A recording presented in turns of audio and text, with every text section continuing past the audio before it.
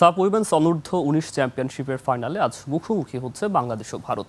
নতুন পরিকল্পনা নিয়ে মাঠে নামার পরামর্শ দিয়ে বাংলাদেশ দলের কোচ বলেছেন, জয়ের ব্যাপারে আশাবাদী তিনি। নেপালের পোখরা রঙ্গশালা স্টেডিয়ামে ম্যাচ শুরু হবে বেলা 3:30টায়। মাহফুজ মুগলার রিপোর্ট। বিশ্বের সর্বাধুনিক প্রযুক্তিতে প্রস্তুতকৃত Arik silver wash detergent powder 500 গ্রাম মাত্র 70 টাকা। রিমার্ক। সাফ উইমেন্স অনূর্ধ্ব ১৯ চ্যাম্পিয়নশিপের ফাইনালে মুখোমুখি হচ্ছে বাংলাদেশ ও ভারত। নেপালের পোখরা রঙ্গশালা স্টেডিয়ামে এই ম্যাচ সামনে রেখে ভারতের কৌশল সম্পর্কে জানিয়েছেন বাংলাদেশ দলের coach Peter James Butler. Round robin লিগে ভারতকে ২-০ গোলে হারিয়েছিল বাংলাদেশ, তবে সেই জয় নিয়ে আত্মতুষ্টিতে ভুগতে চান না কোচ বাটলার। তার মতে অতীত ভুলে নতুন পরিকল্পনা নিয়েই ফাইনালে নামতে হবে দলকে। দল অতিরিক্ত আত্মবিশ্বাসী নয় বলেও জানান এই ইংলিশ কোচ।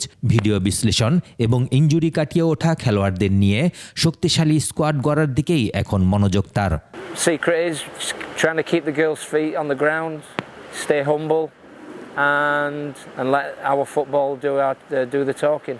এই টুর্নামেন্ট শুধু শিরোপার লড়াই নয়, আগামী মার্চে অস্ট্রেলিয়ায় উইমেন্স এশিয়ান কাপের প্রস্তুতির অংশ হিসেবেও দেখছেন বাটলার। ফাইনালের পারফরমেন্স থেকেই নির্ধারণ হতে পারে কারা জায়গা পাবেন এশিয়ান কাপের দলে। It will also give us a great indication of actually which players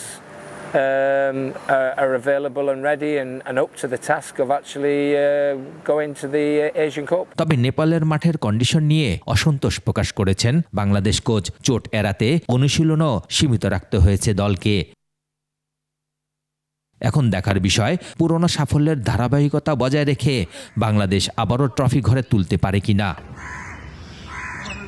Mahfuz Mukul, ২১ television.